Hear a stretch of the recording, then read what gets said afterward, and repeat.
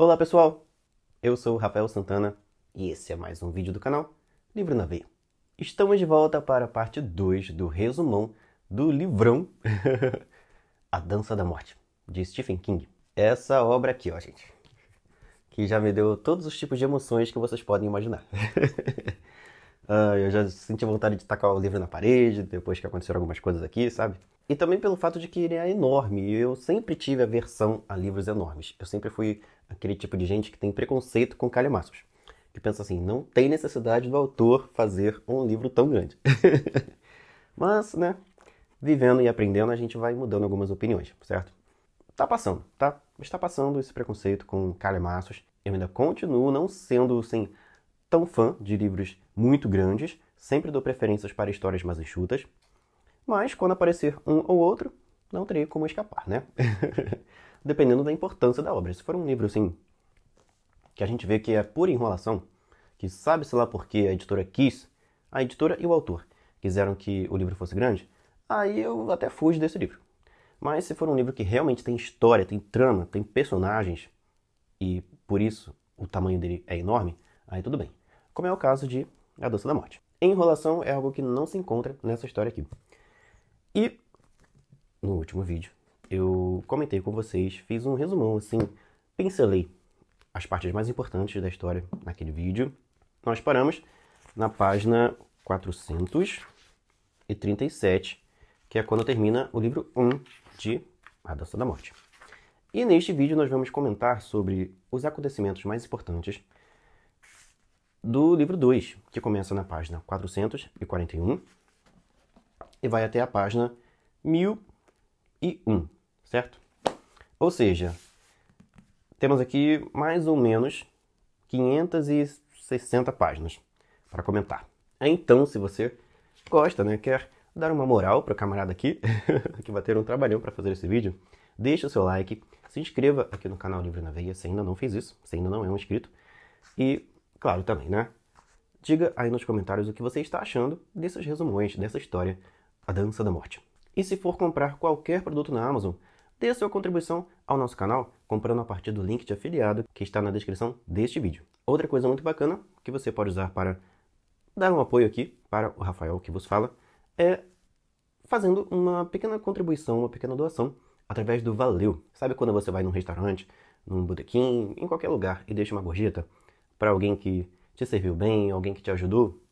Então, o Valeu é mais ou menos uma gorjeta para um youtuber que você gosta. Não tem um valor mínimo, não tem um valor máximo, você decide quanto quer contribuir com o nosso canal. Muito obrigado a todo mundo que, além de ver os vídeos, de deixar o like, de comentar, também contribui comprando pelo link e contribuindo também pelo Valeu.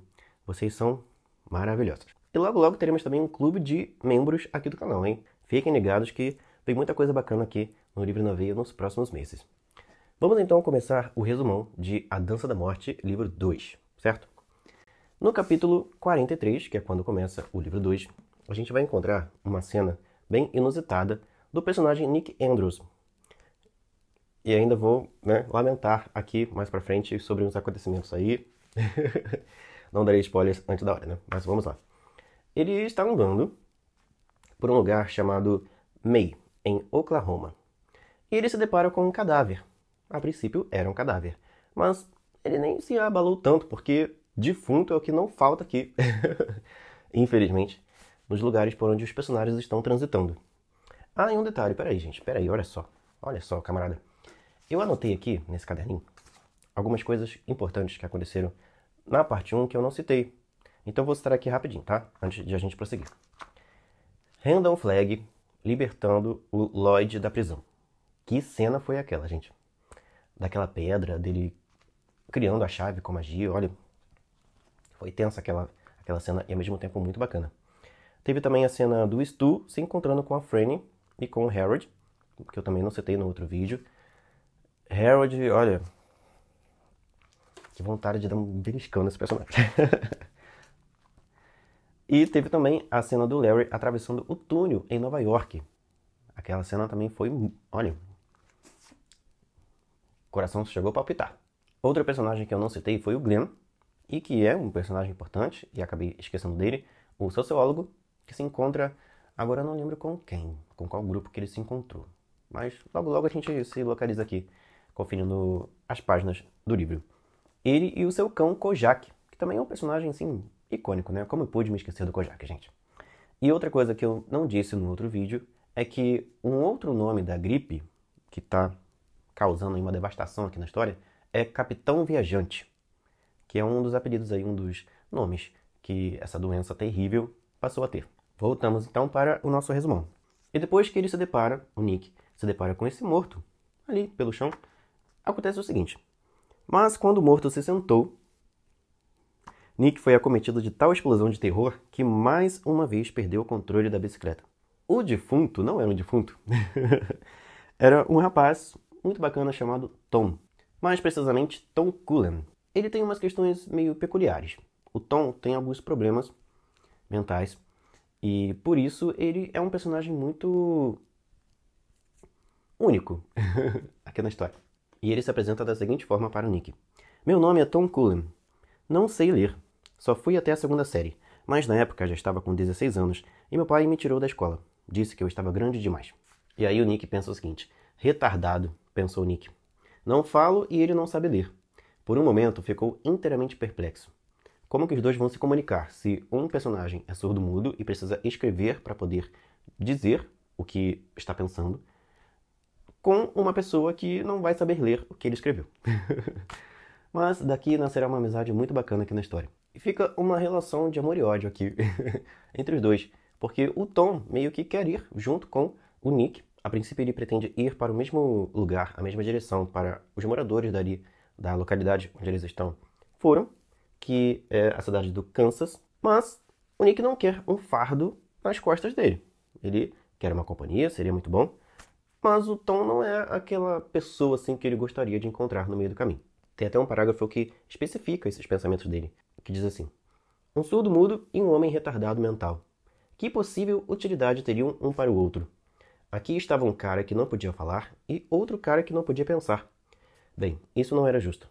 Tom podia pensar pelo menos um pouco, mas não sabia ler. E Nick se iludia quanto ao tempo que aguentaria até se cansar de brincar de adivinhação com Tom Cullen. Não que Tom se cansasse disso. Minha nossa, não. Ele parou na calçada, junto à entrada do parque, as mãos enfiadas nos bolsos. Bem, decidiu, posso passar esta noite aqui com ele. Uma noite não faz diferença. Pelo menos posso cozinhar uma refeição decente para ele. Um pouco mais animado por isso, saiu à procura de Tom. Uma coisa que aconteceu aqui é que o Tom tinha se machucado, e aí o Nick havia arrombado uma farmácia para poder pegar remédios para o Tom. Só que o Tom não gostou daquilo, porque na mente dele, arrombar, por mais que aquilo não tivesse mais um dono, seria algo errado, invadir uma loja para pegar coisas de lá sem pagar. Mas até que o Tom, depois de um tempo, gostou da ideia. Tanto que ele arrombou uma loja de brinquedos e pegou um para si. E a amizade dos dois vai começando a ganhar forma, porque agora que conheceu o Tom e que sabe que ele é uma boa pessoa, o Nick não vai conseguir partir e deixá-lo a ver navio, deixá-lo ao relento. O problema é que eles até têm bicicletas, mas o Tom não sabe pedalar. E aí como que o Nick vai levá-lo junto com ele? Se uma bicicleta só não vai aguentar 2 homens adultos, né? Mas calma, nem tudo está perdido. Porque o Tom havia dito as seguintes palavras. Nunca pedalei uma dessas. Se referindo à bicicleta que o Nick apontou para ele, para que ele usasse. Então, significava que ele já pedalou outras bicicletas, não aquele modelo. Então era só encontrar uma mais simples, que ele pudesse usar. Depois de darem uma olhada em algumas garagens de casas abandonadas, ou não, eles encontram então uma bicicleta ideal para o Tom. E eles partem numa rodovia, não com um destino muito específico, mas indo em frente, que é o que mais importa. Até que uma ameaça se aproxima dos dois. O livro diz o seguinte. Logo depois, Tom estava repuxando sua manga, a manga da blusa do Nick. Repuxando-a freneticamente. Nick olhou para ele. Ficou sobressaltado ao ver que toda a cor sumira do rosto de Tom. Seus olhos eram enormes discos voadores. Tornado! Gritou Tom. Está chegando um tornado! Quando Nick olhou em volta para encontrar o funil do tornado, ele viu o Tom caindo fora para outra direção, fugindo da reta para onde eles estavam indo. E é claro que ele teve que ir atrás. O livro diz assim. Tom se dirigia para um celeiro com um silo anexo, que se estendia até o final de uma estrada de terra, a cerca de 400 metros. Nick, ainda nervoso, pedalou sua bicicleta estrada acima, passou-a por cima do portão do gado e depois pedalou pela estrada de terra até o celeiro. A bicicleta de Tom jazia sobre a terra, do lado de fora. Ou seja, mesmo tendo algumas deficiências mentais, o Tom teve um raciocínio lógico ali muito bom, muito rápido até, para encontrar um lugar onde eles pudessem se abrigar enquanto o tornado estava passando. E não era qualquer ventania, não. O livro diz assim: uma escuridão horrível se aproximava, vindo do oeste. Não era uma nuvem, mas parecia uma ausência total de luz. Tinha a forma de um funil e, à primeira vista, parecia ter 300 metros de altura. Era mais largo no topo que no fundo. O fundo mal tocava a terra. No cume, as próprias nuvens pareciam estar fugindo dele, como se providas de algum misterioso poder de repulsa. O Nick, coitado, fica completamente desnorteado depois dessa visão. E é necessário isso aqui acontecer para que ele finalmente entre no abrigo, no celeiro. Olha só. Então ele foi agarrado por 2 braços e literalmente arrancado de seus pés para dentro do celeiro. Olhou em volta procurando Tom Cullen e ficou momentaneamente surpreso ao vê-lo. Em sua fascinação com a tempestade, esquecera-se quase por completo da existência de Tom Cullen. Lá para baixo! Gritou Tom. Rápido, rápido! Ah, minha nossa! Sim, é um tornado! Tornado! E o pavor toma conta dos dois. Eles vão então para o lugar mais seguro, ali do celeiro, que é uma espécie de porão, e o lugar está completamente às escuras. E lá eles ficam abrigados enquanto a ventania, muito potente, está passando ali ao redor deles. Só que, conforme o tempo passa, eles vão percebendo que não estão sozinhos lá no porão, não. O livro diz assim: e à medida que o tempo passava, ficou convencido de que ele e Tom não estavam sozinhos no porão. Havia os cadáveres. Algum pobre sujeito havia trazido sua família cá para baixo quando o fim estava próximo. Talvez na presunção febril de que, uma vez que tinham suportado outros desastres naturais aqui, também podiam suportar mais esse, a supergripe. Mas não era aos corpos que se referia. Sim, porque a presença que Nick sentiu ali dentro do porão junto com ele e o Tom não era das pessoas, falecidas, e sim de um ser tenebroso que está rondando a trama aqui. O Homem Escuro. E o livro diz assim: de algum lugar, do canto, ou talvez bem atrás dele, ele os estava observando e esperando. No momento certo, os tocaria. Iriam ambos. O quê? Enlouquecer de medo? É claro. Só isso. Ele podia vê-los. Nick tinha certeza de que podia vê-los. Ele tinha olhos que podiam enxergar na escuridão, como os olhos de um gato, ou aqueles de alguma estranha criatura alienígena. Como aquela daquele filme Predador, talvez. Sim, isso mesmo. O Homem Escuro podia distinguir tons do espectro que olhos humanos jamais conseguiriam. E para ele tudo parecia lento e vermelho, como se o mundo inteiro tivesse sido tingido num tanque de sangue. E o Nick, naquele medo crescente, estava prestes a ir embora dali, a correr como se não houvesse amanhã. Mas o Tom fez isso primeiro. Caiu fora. Tom não havia parado para avaliar os estragos, a possibilidade de a tempestade ainda lhe causar algum dano, certo? Disparava para fora do celeiro como se o próprio demônio estivesse em seus calcanhares. Só olhou para trás uma vez, os olhos arregalados e quase comicamente aterrorizados. Nick não pôde resistir a dar uma olhada por sobre o ombro, enquanto estava fugindo, para o porão. Ou seja, espiar o porão durante a fuga. As escadas se lançavam e guinavam para baixo na sombra, madeira velha, lascada e afundada no centro de cada degrau. Pôde ver palha espalhada no chão e 2 pares de mãos projetando-se da sombra. Os dedos tinham sido roídos até os ossos pelos ratos. Se havia alguém mais ali, Nick não viu. Nem queria ver. Seguiu Tom para fora. Eles então param ao lado das suas bicicletas e das suas bagagens, tentam recuperar o fôlego, Estão ali resfolegando, depois de um susto desses. E o Tom tem certeza, assim como o Nick, de que havia alguma coisa ali dentro. Alguém estava junto com eles lá. E aí, depois de conseguirem colocar um pouco os pensamentos em ordem e de recuperarem o fôlego, eles montam nas bicicletas e vão embora. Depois de um longo percurso pedalando, caminhando, suando, e depois de alguns dias dessa travessia pelas cidades além, acontece o seguinte: Tom acaba ficando com uma diarreia daquelas porque num certo ponto do percurso, eles conseguiram encontrar maçãs verdes e comeram, né, no caso o Tom, desvairadamente, como se não tivesse mais nada no restante da vida para se alimentar. E é claro que aquilo trouxe consequências. O Tom passando mal, né, botando tudo para fora, né, por baixo e não por cima, ia morrer se continuasse ali naquela situação. Vendo o Tom nessa situação, Nick não teve outra escolha senão arrombar outra farmácia para encontrar algum remédio que pudesse dar uma estancada naquela diarreia. E lá na farmácia havia uma espécie de manequim na vitrine. Uma jovem, um corpo de uma jovem na vitrine. E quando o Nick invade a farmácia, ele vê que aquilo não era um manequim. Era uma jovem, né, uma garota de verdade. Uma personagem bem, sabe, chamada Julie Larry. E o livro diz assim: ela estava de pé e perfeitamente imóvel, segurando um frasco de perfume e tendo na outra mão a pequena vareta de vidro para aplicação do produto. Seus olhos de porcelana azul estavam arregalados em aturdida e descrente surpresa. Os cabelos castanhos estavam repuxados para trás e atados com uma reluzente echarpe de seda que caía até o meio das costas.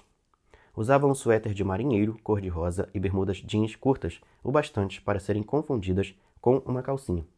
Tinha a testa tomada de espinhas e havia outra de bom tamanho bem no meio de seu queixo.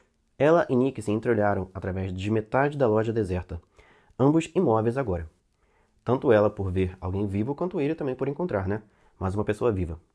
Então o frasco de perfume caiu de seus dedos, estilhaçando-se como uma bomba, e um odor desagradável inundou o ambiente, fazendo-o cheirar como uma casa funerária. Essa garota aqui, ela é bem chata, tá? Foi uma das personagens mais detestáveis que eu encontrei aqui nessa história. Ela fica naquela empolgação, naquela animação, falando pelos cotovelos, se aproxima então dos dois, só que ela não bate muito bem na cabeça não, acho que ela é ainda pior do que o Tom, porque ela propõe, logo de cara, para o Nick, que eles façam amor. Tipo assim, encontrei alguém vivo, vai que isso nunca mais volte a acontecer, então vamos, né, fazer um tchan-tchan aqui rapidinho e tá tudo certo. E eles acabam fazendo, né, o Nick também jovem, né, aquela coisa toda. Só que chega uma hora que o Nick percebe que essa garota não é bem da cabeça, ela não tem boas ideias não. Tá desparafusado, sabe, alguma coisa ali no cérebro dela. Que ela não é a flor que se cheire. E aí ele meio que dá uma dispensada nela, certo? E ela fica muito revoltada com isso. E promete, inclusive, que vai encontrá-los de novo. Ela queria ir com eles, seguir os dois, o Tom e o Nick, pelo trajeto que eles seguissem ali. Mas não seria uma boa adição ao grupo. Depois que dispensou a Julie, né, deu um passa-fora nela, o Nick levou o remédio chamado Pepto-Bismol para o Tom Cullen tomar, certo? Para conter ali a sua diarreia, a sua dor de barriga. E enquanto eles estavam nessa situação, aconteceu o seguinte, ó. Foi então que algo passou em alta velocidade junto ao rosto de Nick. Ele sentiu isso. E Tom deu um grito esganiçado e começou a correr. Nick ficou parado e atônito por um instante, olhando em torno. E aconteceu de olhar na direção certa, a tempo de ver o clarão do segundo tiro. Vinha de uma janela no segundo andar do Pratt Hotel. Algo como uma agulha de costura de alta velocidade perfurou o tecido da gola de sua camisa. Ou seja, só porque foi descartada, a Julie estava atirando nos dois. Então, tipo assim, boa decisão fez o Nick ao não agregá-la ao grupo. Eles então partem, conseguem escapar, se desvencilhar dela e acabam encontrando um... Na verdade, eles são encontrados por um personagem que, ao longo da leitura, eu tinha esquecido de quem ele era. Eu fiquei igual aquele meme. Peraí, esse fulano estava aqui o tempo todo, mas eu não lembro desse fulano. Que é o personagem Ralph Brentner. Ele estaria na sua caminhonete não, uma picape. E fica muito feliz ao encontrar duas pessoas vivas, dois sobreviventes. No capítulo seguinte, a gente passa a ter então o ponto de vista do Larry na história. O Larry Underwood, aquele músico que fez muito sucesso com sua primeira música, seu primeiro disco, mas que tem um probleminha. Ele não se apega muito às pessoas. E quando sente que não precisa mais delas, ele simplesmente as descarta. Ele ainda está sofrendo um pouco pela morte da Rita, que foi uma companheira que o seguiu por um tempo ali. Ela teve uma morte, inclusive, bem complicada. Ela, se eu não me engano, morreu por causa da gripe e estava dentro de uma cabana, junto com o Larry, uma cabana de camping. E quando ele acordou e viu ela ao seu lado, ela já estava defunta.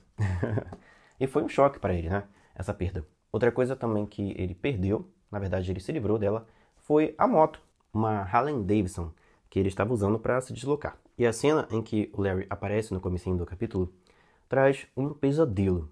Ele está adormecido, tendo o seguinte sonho. Sonhos de estar de volta ao túnel Lincoln. Aquele túnel, sabe? Tenebroso, pelo qual ele teve que passar lá em Nova York. Havia alguém atrás dele. Só que no sonho não era Rita. Era o demônio, que o vinha perseguindo com um sorriso sombrio congelado no rosto. O homem escuro não era o morto que caminhava. Era pior do que ele. Larry corria com um pânico lento e apavorado dos pesadelos, tropeçando em cadáveres invisíveis, sabendo que o fitavam com os olhos vidrados de troféus empalhados do interior das criptas, que eram seus carros, que tinham ficado presos no trânsito congestionado, embora tivessem outro lugar para ir. Ele corria, mas de que adiantava isso se o homem-demônio negro, o mago negro, podia enxergar no escuro com olhos de mira telescópica? E passando algum tempo, o homem escuro começaria a entoar para ele: Venha, Larry. Venha. Vamos conseguir juntos, Larry. Todos os personagens aqui estão sendo atormentados por pesadelos com esse homem escuro, o Randall Flagg, que é o vilãozão da trama aqui de A Dança da Morte. E um personagem que eu não gostaria nem um pouquinho de me encontrar com ele em pesadelos também não. Larry está passando por uma crise existencial, por muitos questionamentos, por uma situação bem complicada. Ele meio que está perdendo a razão de estar vivo, de prosseguir, de ir adiante. E, inclusive, o livro diz o seguinte: estava tudo tão mal assim? Houve, uma vez, um Larry Underwood, que gravara um disco de moderado sucesso, que sonhava tornar-se o Elton John do seu tempo. E agora aquele sujeito se havia transmutado nesta coisa arruinada que rastejava sobre o asfalto da Nacional 9. Aquele outro Larry Underwood podia, por certo, negar qualquer relação com este rebotalho rastejante. Foi nisso, infelizmente, que o Larry se transformou. Ele tá ali, né? Desidratado, esfomeado, faminto, completamente esgotado, tanto física quanto mentalmente, quando ele avista uma casa ali nos arredores daquela estrada. Uma casa que parece meio que uma miragem, uma coisa assim, um oásis em meio àquela situação. Na casa havia um gramado, um córrego passava perto dela e também havia muros que formavam uma sombra. Ou seja, tudo o que o Larry precisava naquele momento. Sair daquele calor, daquela insolação, se banhar um pouco e, quem sabe assim, conseguir recuperar um pouco as energias. Havia também ali naquela casa e na colina onde ela estava assentada um olmo, uma árvore frondosa que fazia uma sombra ali bem aconchegante. Então ele decide ir até lá, se rastejar até lá. O Larry consegue então tirar um cochilo, descansar um pouco naquela sombra, mas logo ele desperta porque ele vê um movimento nos arbustos que estão ali ao seu redor. E ele, claro, já fica, né, meio tenso com essa situação. E é aqui nessa cena que ele vai encontrar dois personagens que vão ser muito importantes para ele no decorrer da história. São eles o Joey, um menino de 13 anos, vestido apenas com uma bermuda e que tem ali um olhar meio vazio, como se ele tivesse passado por alguma situação muito complicada. E passou, na verdade. Ele encontra também uma mulher chamada Nadine Cross. O Joey, como a gente vai descobrir um pouco mais à frente, conforme a Nadine for contando sobre si e sobre o menino para o Larry, ele estava ali naquela casa, que provavelmente é a casa onde ele morava com seus pais, que não estão mais vivos, e a Nadine, que é uma professora, inclusive uma professora solteirona, digamos assim, ela está há muitos anos aguardando o homem ideal. Ela então meio que acolheu o Joey e passou a cuidar dele, passou a acompanhá-lo. Ele, inclusive, meio que não fala mais quase nada. Ele só, sabe, balbucia, faz uns ruídos, como se fosse um animal. Provavelmente um fruto do trauma que ele viveu ao perder os pais, perder a família. O grande problema é que o Joey, a princípio, não vai muito com a cara do Larry, não. Ele até age de forma agressiva em alguns momentos com ele. Mas, depois de uma cena envolvendo um violão, os dois meio que começam a criar uma amizade. O Larry, como a gente sabe, é músico. E ele toca violão. Ele faz ali uma sonoridade que meio que acalma o Joey e que traz boas lembranças para o garoto. E quando ele pega o violão para si, o menino, no caso, o Joey, ele logo logo mostra que também tem algumas habilidades. Já me tornei logo de cara, depois desse capítulo, fã desse trio, do Larry, do Joey e da Nadine. Sem saber que no futuro eu ia sentir muito ódio por essa personagem aí. Mas vamos em frente.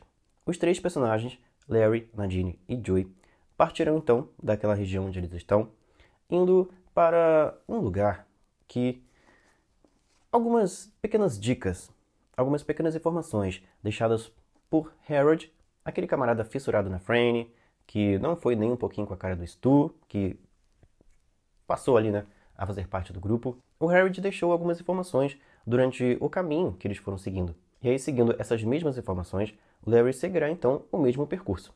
As cenas do Larry ensinando a Nadine a pilotar uma moto são muito engraçadas. E é claro que durante a convivência dos dois, do Larry e da Nadine, o Larry fica naquele pensamento: será que a Nadine está sentindo algo por ele? Porque ela dá umas pistas, sabe, a respeito disso. Enquanto eles estavam numa determinada região para passar a noite, o Larry adormece e tem o seguinte sonho. Sonhou que estava perdido no mineral. No entanto, havia música, música de violão. Portanto, acompanhou o som, rompendo através de uma fileira de milho a outra, quando era preciso, chegando por fim a uma clareira desigual. Havia uma pequena casa ali, mais propriamente uma choupana, com o alpendre sustentado por velhos macacos a óleo enferrujados. Uma velha tocava o violão, uma espécie de espiritual jazzístico, que fazia Joey sorrir. A velha era negra e estava sentada no alpendre. Larry achou que nunca vira uma mulher tão velha em sua vida. Entretanto, havia algo nela que o fazia sentir-se bem. Bem da maneira que sua mãe o fizera uma vez, quando ele era muito pequeno, e ela o abraçava de repente e dizia: aqui está o melhor menino em toda a vida de Alice Underwood. E a velha diz assim: quer tocar este meu velho violão? Perguntou ela a Joey, e o garoto adiantou-se ansiosamente, pegando o velho violão daquelas mãos encarquilhadas. Começou a tocar a melodia que vieram acompanhando através do mineral, porém melhor e mais rápido do que a velha. Louvado seja Deus, ele toca bem. Quanto a mim, já estou velha demais. Não posso mais fazer meus dedos correrem tão rápido. É o reumatismo. Mas, em 1902, toquei na sede do condado.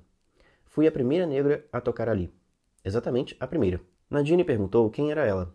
Estavam em uma espécie de lugar eterno, onde o sol parecia se fixar uma hora antes de escurecer, e a sombra do balanço que Joey pusera em movimento continuava indo para frente e para trás no terreiro coberto de ervas daninhas.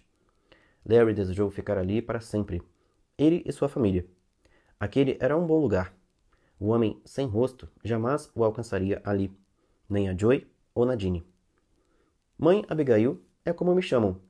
Sou a mulher mais velha no leste de Nebraska, acho, e ainda faço meus próprios biscoitos. Venham me procurar, o mais rápido que puderem.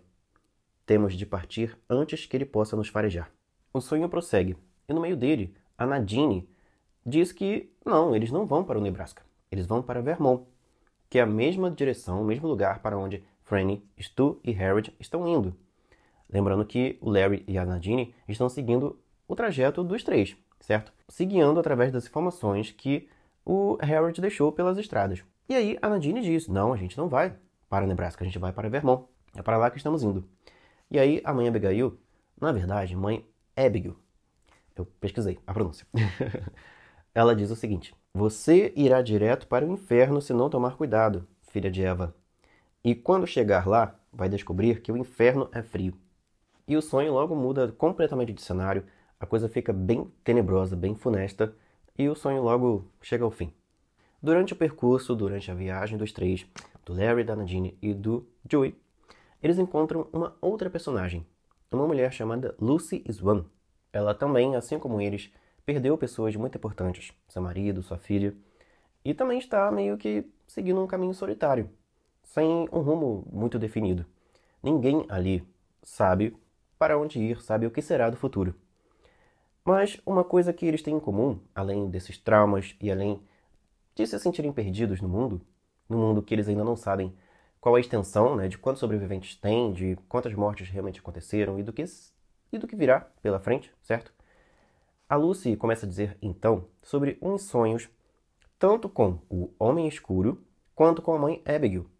Ou seja, por alguma coincidência mística, mágica, todos eles, o Larry, a Nadine, a Lucy e também o Joey, estão tendo sonhos com essas duas pessoas, com essa figura obscura e sombria e com essa outra figura, a mãe Abigail, que transmite um pouco de paz, um pouco de esperança. Por que isso estaria acontecendo? Não é nada normal pessoas completamente diferentes e aleatórias terem sonhos muito parecidos, muito semelhantes. O Larry pergunta então, durante a conversa deles, para a Lucy o seguinte: Lucy, você alguma vez sonhou com um lugar em Nebraska? Certa noite sonhei com uma velha negra, disse Lucy. Mas não durou muito. Ela disse alguma coisa como, venha me ver. Depois eu estava em Enfield e aquele homem assustador me perseguia. E então acordei. Larry a fitou por tanto tempo que ela enrubesceu e baixou a vista. Ele se virou para Joey.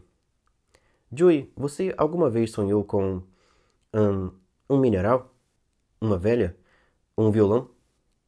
Joey apenas olhava para ele, envolvido pelo braço de Nadine. Deixe-o em paz. Você vai perturbá-lo mais ainda, disse Nadine. Mas era ela quem parecia perturbada. E aí o assunto prossegue. A Nadine, inclusive aqui, já começa a dar sinais de quem ela vai se tornar. Ela começa a ficar muito agressiva, muito arredia, muito mal-humorada, não gosta nem um pouco da adição da Lucy Swan ao grupo. E ela tem também meio que um instinto muito protetor com o Joey. E ela começa também a criar uma espécie de ciúmes, porque antes eram apenas os dois, ela cuidando dele e ele dependendo dela. Agora não, agora ele também se afeiçoou ao Larry, ou seja, não depende única e exclusivamente da Nadine. E se a Lucy fizer parte do grupo, logo logo ela também será uma figura importante para ele. A Nadine, já vou adiantar para vocês, ela meio que tem uma ideia assim de proteção exacerbada. E ela meio que tem uma dependência emocional com quem ela protege, que no caso é o Joey. Se um dia ele não depender mais dela, ela meio que perde o sentido de existir, de viver. E outra coisa que ela também quer muito, gostaria muito de ter, é um homem, um marido, coisa que ela imaginou que o Larry poderia se tornar para ela. Mas agora apareceu uma outra mulher, aparentemente mais jovem. Eles seguem então em frente, afinal de contas é tudo que eles podem fazer agora, né? Ir em frente. Seguindo então o mesmo trajeto que o Harold, a Franny e o Stu seguiram antes deles. E quando eles chegam ao mesmo destino que esses outros 3 personagens também tiveram, que é o Centro de Controle de Epidemias de Stovington, eles então se deparam com uma grande frustração. Assim como a Franny, o Harold e o Stu também tiveram, certo? O Stu não tanto. Em vez de uma frustração, ele teve mais um medo, um receio, uma revisitação de um trauma, porque ele ficou preso ali naquele lugar, sendo estudado, e viu todas as pessoas de lá morrerem, e teve que escapar de lá de uma forma bem assustadora, bem complicada. O Harold e a Franny, que quiseram ir até lá, viram também uma parte da situação e assumiram outra direção, que agora será a mesma decisão, o mesmo desvio de rota que o Larry, a Nadine, a Lucy e o Joey terão que ter também, porque eles estavam indo para a mesma direção do Stu, da Franny e do Harold e se depararam com a mesma frustração que eles. E a seguinte mensagem: estamos indo rumo a oeste, para Nebraska. Siga nosso trajeto, procure avisos. Harold Emery Lauder, Francis Goldsmith, Stuart Redman, Glendon Pequod Bateman, 8 de julho de 1990. Eu estava me esquecendo do Glenn, do sociólogo, que também passou a fazer parte do trio, né? Que agora é um quarteto. Eles então foram para outra direção. E o Larry fica muito, mas muito apaixonado, digamos assim, muito agradecido pelo Harold. E ele diz assim: Harold, meu garoto, mal posso esperar para apertar sua mão e pagar-lhe uma cerveja. Ou um chocolate Payday. O capítulo seguinte, que é o capítulo 45, é completamente dedicado à mãe Abigail, a apresentar essa personagem para os leitores. E ela é uma personagem muito cativante. Conhecer a sua trajetória, conhecer a sua história de vida é maravilhoso, tá? Ela tem mais ou menos 108 anos, está vivendo sozinha numa fazenda, nas terras que pertenceram um dia ao seu pai e aos seus irmãos. Ela tem alguns filhos e netos também, mas provavelmente todos eles morreram por causa da supergripe, já que há meses ninguém aparece ali para visitá-la. E ela tem recebido mensagens, visões de Deus. A Abby sempre foi uma pessoa muito religiosa, muito apegada a Deus, muito devota. E desde que a supergripe se espalhou, que o Capitão Viajante saiu viajando por aí e, né, acabando com boa parte das pessoas do mundo, ela passou então, de forma mais intensa, a receber uma espécie de chamado para uma missão. Ela teria então que guiar pessoas até ali, a localidade onde ela mora atualmente, e dali partir para uma cidade chamada Boulder, que fica do outro lado das Montanhas Rochosas. Aqui a gente vê um paralelo entre a história de Moisés e a história da mãe Abigail. Moisés foi escolhido por Deus para guiar o povo hebreu, tirá-lo do Egito e levá-lo até Canaã. No meio do trajeto, eles passaram por muitos perrengues, ficaram mais de 40 anos no deserto, muitas pessoas morreram ali, uma outra geração completamente diferente da que saiu do Egito, nasceu e cresceu ali, e algumas coisas bem extraordinárias aconteceram, até que Moisés e o seu sucessor Josué conseguissem levar o povo até Canaã, conquistassem então a terra de Canaã. Mais ou menos isso que vai acontecer aqui. A mãe Abigail terá essa missão de conduzir os sobreviventes da supergripe para esse outro lugar. Agora, o que virá depois, Deus ainda não revelou. E ainda neste capítulo, os primeiros personagens da nossa história chegarão então ao Nebraska, a essa fazenda da mãe Abigail, e terão então, finalmente, esse encontro com ela. Essa pessoa que apareceu para eles em sonhos, dando então uma esperança, dando uma opção de um abrigo, de um lugar onde eles poderiam ter acolhimento e ter um pouco de descanso, para então colocar a mente em ordem e verem como seria a vida, como seria a sociedade dali em diante. Dentre esses primeiros personagens que chegam ali à casa da mãe Abigail estão o Nick, o Ralph, o Tom e alguns outros, que foram meio que se agregando a eles no meio do caminho. E é muito emocionante esse encontro. Ela inclusive diz para o Nick, depois do seu primeiro encontro com ele e dos primeiros dias de convivência, que Deus tem algum plano com esse camarada aí. Ela fala o seguinte: "Quando vi você, eu soube", continuou ela. "É você, Nick. Deus colocou o dedo em seu coração. Porém, ele possui outros dedos, e há outras pessoas ainda para chegar. Louvado seja Deus. E ele colocou os dedos nelas também. Sonhei com ele, como está nos procurando exatamente agora." Aqui no caso ela está se referindo ao homem escuro. "E que Deus perdoe meu espírito ruim. Eu o amaldiçoei no meu coração." Ela começou a chorar e levantou-se para beber água e lavar o rosto. As lágrimas eram sua parte humana, fraca e vacilante. Eles conversam sobre vários assuntos aqui. Falam sobre Boulder, o lugar para onde ela acredita que eles devem ir. Falam sobre o homem escuro e quem ele seria e quais são as suas intenções. Falam também sobre a fé da mãe Abigail, dos planos que Deus teria para todos eles, coisa que o Nick, a princípio, não acredita muito não. Tanto que tem essa seguinte cena um pouco mais à frente, ó. "O que diz ele?" perguntou Abigail, porque o Nick tinha escrito no caderninho dele, e o Ralph, então, é meio que seu intérprete. O Ralph pega o texto que o Nick escreve e lê para todos ouvirem. E o Ralph leu o seguinte: "Ele diz que não acredita em Deus."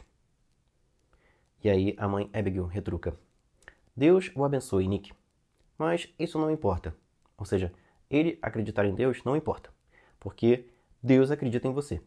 Ele pode não acreditar, mas Deus está acreditando nele.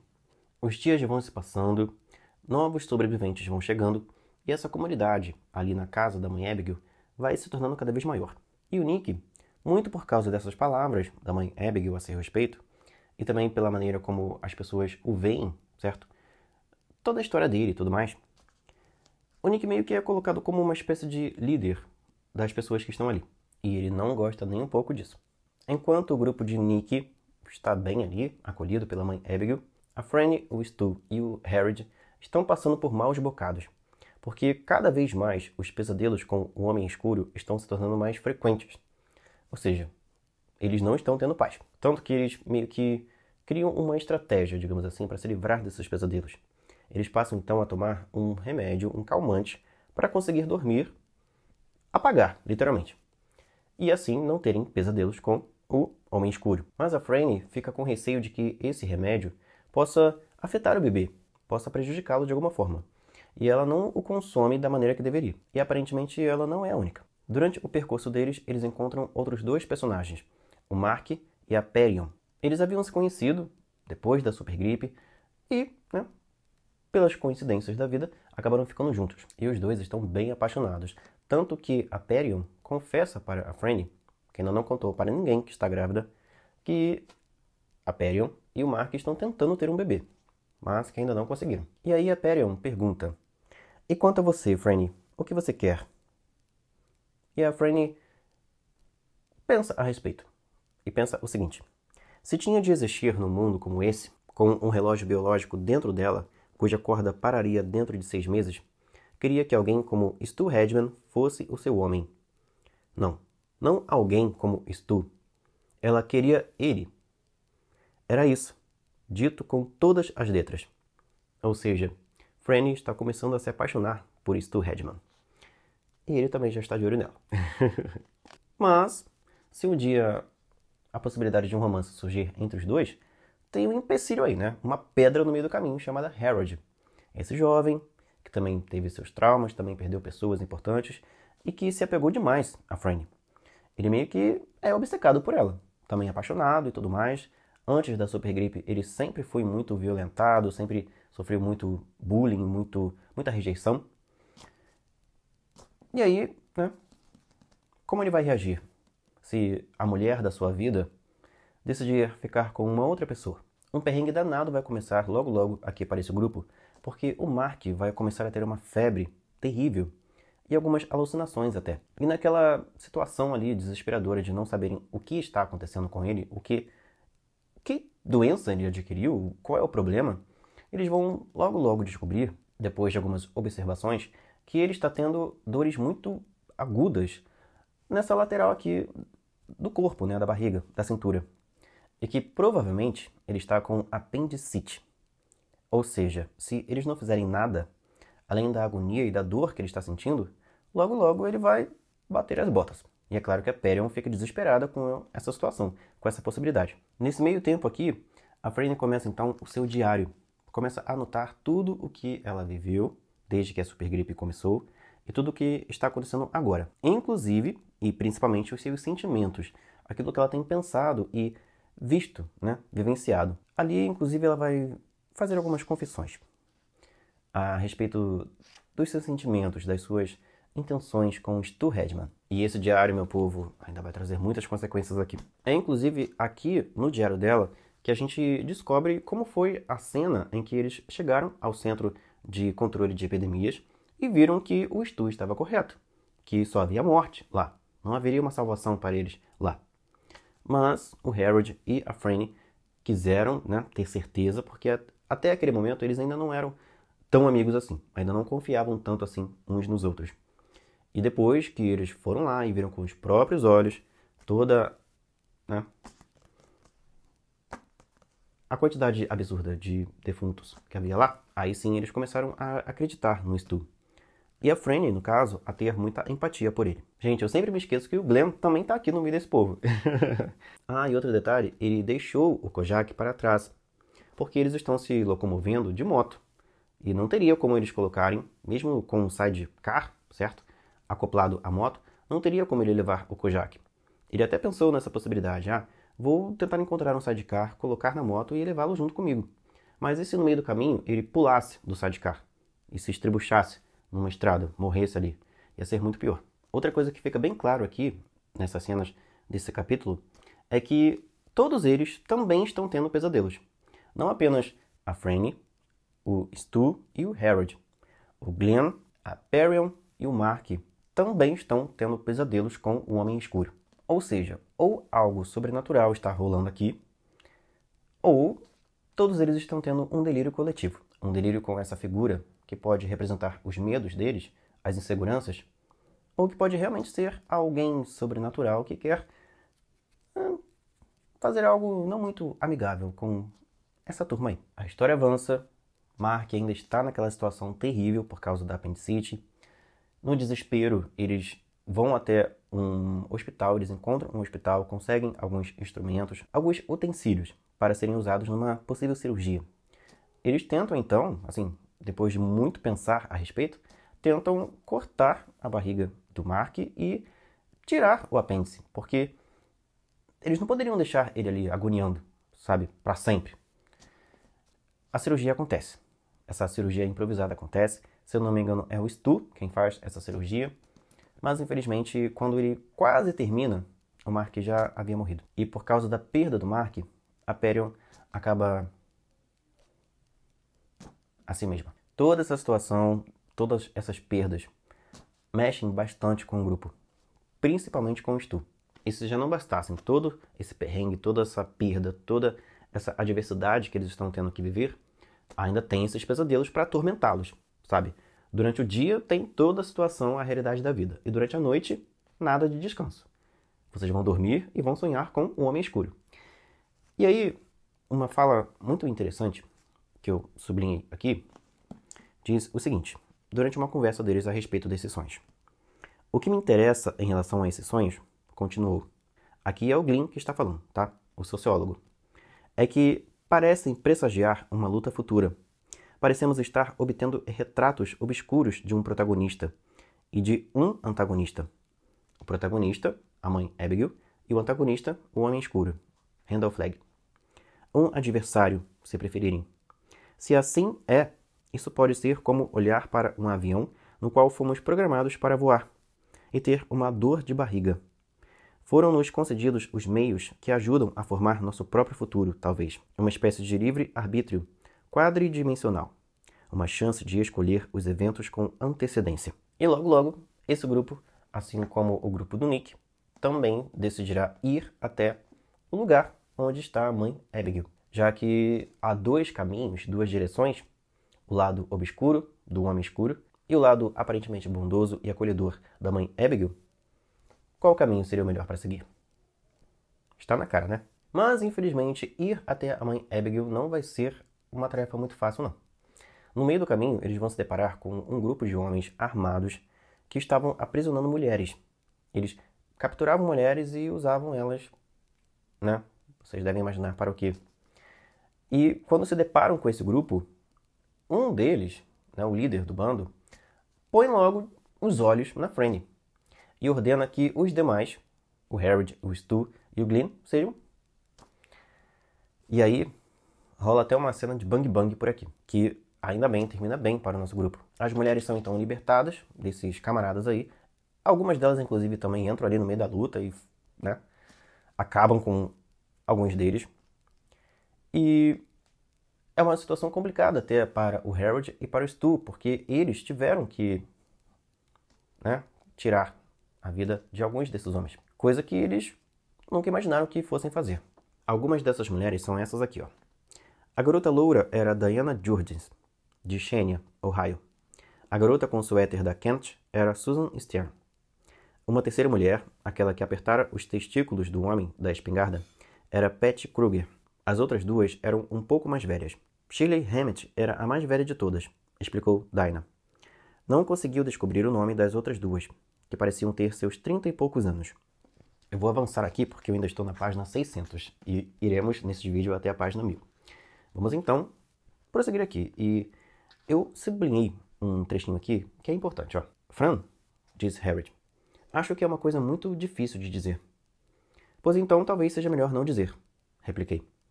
Preciso dizer, ele responde, e comecei a perceber que não aceitaria uma negativa por resposta, a não ser que ele fosse gritada. Franny, diz ele, eu amo você. Meu povo, Harold se declarou para Franny. Não sabe ele que ela está completamente gamada, ou talvez ele sabe, né, mas não quer aceitar, completamente gamada no Stu, e que o Stu também está apaixonadaço por ela. Isso não vai terminar bem. A Franny deixa bem claro para ele que não o ama, ela diz isso, eu não o amo, Harold. E o camarada vai ficar abalado. Inclusive, algumas cenas depois dessa quebrada de possibilidades românticas entre eles, entre o Harold e a Franny, numa cena seguinte, a Franny e o Stu, depois de uma certa conversa, vão finalmente ter o seu primeiro contato amoroso. Vão se render aos sentimentos. Isso acontece depois desses diálogos aqui, ó. Ninguém pode prever o que fará uma mulher, respondeu por fim a Franny. Ninguém, concordou ele. Mas há meios de descobrirmos, talvez, o que estão pensando. O que... Reticências. Começou ela, mas Stu tapou-lhe a boca com um beijo. E aí rolou, né? Como se dizia nos anos 90, o tchaca-tchaca da buchaca. E depois de muito amor entre os dois, um se declara pro outro, né? O Stu diz assim: acho que a amo. Não é muito fácil para mim confessar isso. Acho que também o amo, porém há algo mais que... Eu sei. Você me perguntou por que parei de tomar os comprimidos, o remédio lá para tentar dormir. Ela ficou remexendo na blusa, sem ousar olhar para ele. Tinha os lábios incomumente secos. Pensei que podiam prejudicar o bebê, sussurrou. Prejudicar o... Interrompeu-se. Depois a agarrou e a fez virar-se para encará-lo. Você está grávida? Ela assentiu.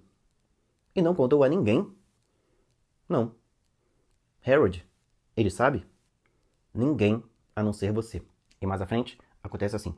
Ele a abraçou e a deixou saber que tudo estava bem, sem proferir uma única palavra. Não falou que ela não se preocupasse ou que ele cuidaria de tudo, mas tornou a fazer amor com ela, e Franny pensou que nunca se sentira tão feliz. Nenhum dos dois viu Harold, tão espectral e silencioso como o próprio homem escuro, em pé atrás dos arbustos e olhando para eles. Tampouco souberam que seus olhos apertaram-se em pequenos e mortais triângulos quando Fran gritou de prazer no final, enquanto um bom orgasmo irrompia através dela. Quando terminaram, a escuridão já era total. Harold se esgueirara para fora dali silenciosamente. Meu povo. Enquanto os dois estão lá se amando, o Harold está odiando, com sangue nos olhos pelos dois. Isso não vai terminar bem, não vai. E aí, logo em seguida, assim, depois de algumas cenas, o Harold descobre o diário da Franny. Ela estava adormecida com o diário ao lado dela.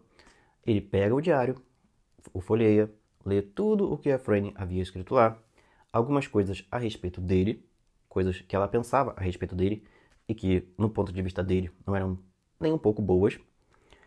E depois dessa cena, ele toma uma decisão. Prestem atenção. Harold voltou para o seu saco de dormir. Não vou poder falar essa palavra aqui.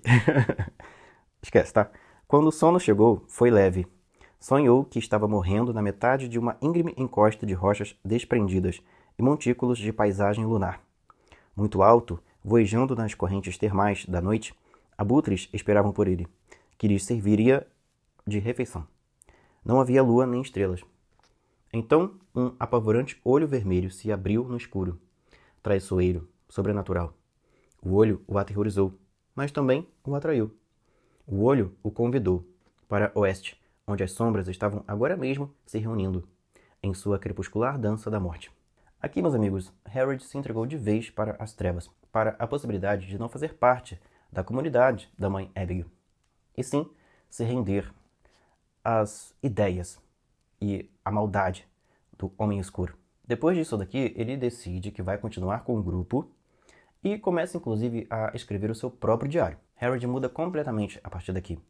Ele fica muito sociável, muito amigável, sorridente até demais, escondendo para os demais as suas verdadeiras intenções. No capítulo seguinte, a gente conhece então Donald Merrin Arobert, também conhecido como Homem da Lata de Lixo. Um personagem que, assim como Tom, tem alguns problemas mentais e é um camarada, de certo modo... Assim, ele não teve, né, situações muito positivas na vida. Tanto que ele ficou conhecido por esse nome, o Homem da Lata de Lixo, por colocar fogo em lixos, em lixeiras. Só para causar rebeldia mesmo, certo? Já fez muitas coisas assim que adolescentes e jovens fazem para chamar a atenção, para se rebelar, para demonstrar sua raiva do mundo e da sociedade. E um dos maiores desejos dele é ir para Las Vegas, que ele chama de Cibola. E assim como os demais personagens do livro, ele também está tendo pesadelos com o Homem Escuro. Só que, aparentemente, o Homem Escuro está sendo amigável com ele. Está se apresentando para ele de uma forma mais amena, mais convidativa. E inclusive sugerindo que precisa dele para algo muito importante. para um grande incêndio. Inclusive, nos sonhos, o Homem Escuro diz assim para ele: eu lhe darei um alto posto em minha artilharia. Você é o homem que eu quero. Será? Como está completamente sem rumo, sobrevivendo sozinho, num mundo completamente devastado, cheio de gente morrida para tudo que é lado, o Homem da Lata de Lixo se agarra a essa possibilidade de servir ao Homem Escuro, de ser um grande servo de Randall Flagg. Ele está então a caminho de Cebola / Las Vegas, porque é lá que ele acredita que vai se encontrar com ele. Só que no meio do caminho, ele vai se deparar com mais um personagem insuportável aqui. Um que, olha, dá nojo, sabe? Esse personagem, ele dirige um Ford 1932, todo emperequetado, cheio de mudanças, melhorias, sabe? E o livro descreve esse personagem, que vai ser chamado de O Garoto, da seguinte forma. Ele tinha cerca de 1,60 m de altura. Seu cabelo estava empilhado e encaracolado à base de muita brilhantina. Só o cabelo lhe dava mais uns 7 centímetros de altura. Os cachos se encontravam todos acima do seu colarinho, no que era não apenas um rabo de pato, mas o avatar de todos os penteados rabo de pato, um dia preferidos pelos punks e marginais do mundo. Usava botas pretas pontudas. As laterais eram elásticas. Os saltos, que davam ao garoto mais uns 7 centímetros, trazendo a altura respeitável de 1,74 m, eram cubans em camadas. Os jeans desbotados e cavilhados eram tão justos que se podia perceber as moedas em seus bolsos. Eles delineavam cada pequena nádega elegante numa espécie de escultura azul e faziam sua virilha parecer como se a tivesse talvez estofado com uma sacola de camurça cheia de bolas de golfe. Usava uma camisa de seda estilo faroeste de uma inusitada cor de vinho borgonha. Era decorada com atavios amarelos e botões imitando safiras. E por aí vai. Dá pra ver que era uma figura bem excêntrica, bem surreal. E, inclusive, esse camarada aqui, o garoto, ele é uma espécie de psicopata. Ele tem uma atitude, um caráter, algumas situações aqui bem complicadas, tá? Ele humilha, trata o Homem da Lata de Lixo da forma mais, desprezível possível. Inclusive, deixa eu achar aqui a página. Eu estava lendo isso no ônibus. Peraí, eu vou achar a página aqui e já volto. É a página 652, tá? Os primeiros parágrafos dela. Eu lendo isso daqui no ônibus, tive que fechar o livro, porque eu pensei assim, vai que a pessoa do lado olha para a página e vê o que está acontecendo aqui. É uma cena grotesca e, nojenta desse personagem com o Homem da Lata de Lixo. E quando aconteceu o que aconteceu aqui, eu já tava com ranço desse O Garoto. E quando acontece o que acontece aqui, nessa página, aí mesmo que eu já queria que ele morresse o quanto antes. Queria que o camarada lá, certo, que pokerizava as pessoas, estivesse vivo para pokerizá-lo também. Queria que o garoto fosse pokerizado logo logo. E acaba acontecendo. Eles ficam cercados por lobos. Esses lobos meio que foram enviados pelo Homem Escuro para meio que salvarem, digamos assim, o Homem da Lata de Lixo das mãos do O Garoto. Porque eles já haviam se separado, mas por algum motivo, pela sua bondade, digamos assim, o Homem da Lata de Lixo voltou para o lugar onde o garoto estava com seu carro, porque eles chegaram numa estrada, numa subida que estava completamente congestionada. E o garoto não quis abandonar seu carro ali, certo? Então ele pensou assim, vai lá em frente, vê se tem como eu passar e a gente vai dar um jeito. Eu vou contornar essa situação aqui e a gente pega outro caminho. Só que o garoto, ele era, além de malvado, psicopata, tudo que alguém pode ter de ruim, insuportável. Ele também era muito prepotente. Ele acreditava que quando se encontrasse com um homem escuro, queria derrotá-lo e queria assumir o seu posto. Seria o líder desses sobreviventes que estavam se reunindo lá em Las Vegas. E aí aconteceu o que aconteceu. O seguinte, Lata de Lixo imaginou quanto tempo aqueles lobos esperariam sentados em volta do velho Austin, cercando-o num círculo de dentes. A resposta, claro, era enquanto durasse. 2 dias, 3, até mesmo 4, talvez. Ou seja, os lobos que apareceram ali, enviados pelo Homem Escuro, cercaram o carro com o garoto dentro e ficariam ali, esperando que ele saísse. Assim que ele saísse, não ia sobrar nada. O garoto ficaria sentado ali, olhando para fora, sem nada para comer, nada para beber. A temperatura abrasadora no interior do pequeno carro, equivalente talvez ao efeito de uma estufa. Aqui no caso ele não estava naquele carro, todo emprequetado dele não. Estava num outro carro que eles acharam ali no meio do percurso. No primeiro carro que ele encontrou e tirou, né, a defunta que estava lá dentro, ele se enfiou lá para se proteger dos lobos. Os cães de guarda do Homem Escuro esperariam até que o garoto morresse de fome, ou até que ficasse louco o bastante para abrir a porta e tentar uma fuga. Lata de Lixo dava risadinhas na escuridão. O garoto não era muito grande. Não renderia mais que um naco de carne para cada lobo. E o que comessem poderia muito bem envenená-los. De tão asqueroso que é esse personagem, o garoto. Depois de se livrar desse camarada, né, nem um pouquinho amigável, o Lata de Lixo vai então, escoltado por esses lobos, para o seu destino, certo? Só que, no meio do caminho, ele acaba passando por alguns perrengues, por causa do sol, por causa do cansaço, da fome, da sede e tudo mais, mas é resgatado.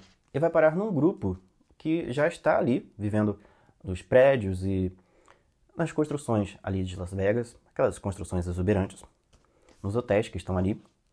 Esse grupo, formado então por diversos personagens, entre eles o Lloyd, aquele que estava aprisionado e que foi libertado pessoalmente por Redon Flag. Um dos personagens mais marcantes aqui desse grupo é o Whitney Horgan. Ele é um homenzarrão e é cozinheiro. Ele que prepara o rango para essa galera aqui que está sendo reunida pelo Redon Flag. E uma das coisas que acontece aqui nessa sociedade do Homem Escuro é a seguinte: se alguém faz algo que o contraria, algo que é considerado errado, né, que infringe as suas leis, essa pessoa é pregada em uma cruz, feita com os postes de luz. E um desses personagens que passa por isso, que é pregado vivo nessa cruz, é o Hack. Tudo por causa disso daqui, ó. O uso de drogas não é permitido nesta sociedade do povo, porque prejudica a capacidade do usuário em contribuir plenamente para a sociedade do povo, proclamava Winky, um dos personagens aqui. Ele falava rápido, como um leiloeiro, e seus olhos se uniam, rangiam e se agitavam. Especificamente neste caso, o acusado Hector Drogan foi flagrado com toda a parafernália de drogado e com um amplo suprimento de cocaína. Agora, os gritos de Hack alcançaram uma estridência que poderia muito bem ter estilhaçado o cristal, se por ali houvesse algum para ser estilhaçado. Sua cabeça escoteava de um lado a outro. Havia espuma nos seus lábios. Estrias de sangue escorriam de seus braços, enquanto 6 dos homens, inclusive Lata de Lixo, erguiam a cruz para o fosso cimentado. Agora, a silhueta de Hector Drogan lançava-se contra o céu com sua cabeça arremessada para trás num ricto de dor.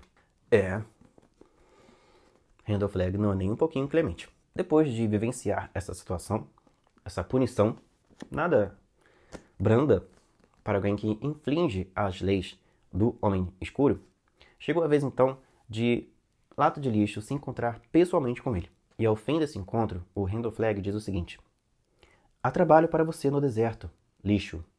Um grande trabalho, se você quiser. Qualquer coisa, murmurou o Lata de Lixo. Ele tem uma devoção muito grande pelo Redon Flag. Farei qualquer coisa. Redon Flag deslizou um braço em torno de seus ombros fatigados. Colocarei você para incendiar, disse ele.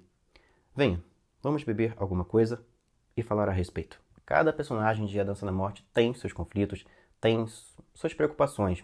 E um deles é a Nadine. No capítulo 49, acontece o seguinte. Nadine deitou-se no escuro, olhando para o céu. Boulder era sua última esperança. Boulder, a cidade para onde a mãe Abigail levaria todo o grupo, certo? A velha era sua última esperança. A sanidade e a racionalidade que esperara encontrar em Stovington, o centro de tratamento, né, de epidemias, começaram a ganhar corpo em Boulder. Ou seja, Boulder se tornou seu novo porto seguro, certo? Eles eram os bons, pensou. Os bons sujeitos. As pessoas que estavam se reunindo com a mãe Abigail. Como se pudesse ser assim, tão simples para ela, presa à alucinada teia de desejos conflitantes. Soando incessantemente como um acorde dominante, havia a sua firme crença de que o assassinato, neste mundo dizimado, era o pecado mais grave. No entanto, seu coração lhe dizia, firme e sem questionar, que a atividade de Randall Flagg era a morte. Mas, como desejava seu beijo frio. Mais do que desejara os beijos do garotão do ginásio ou do rapaz da universidade. E mais ainda, receava, do que o beijo e o abraço de Larry Underwood. Ou seja, Nadine, que é uma mulher que ainda, lá nos seus 40 anos mais ou menos, ainda não se relacionou com ninguém. Ela nunca teve uma relação amorosa com nenhum homem, porque ela está nessa espera eterna por alguém ideal, certo? Pelo príncipe encantado dela. Que ela, mais recentemente, pensou que fosse o Larry, só que o Larry acaba se aproximando da Lucy. E aí vem mais uma desilusão na vida da Nadine. Outra questão é que o Joey está cada vez mais independente.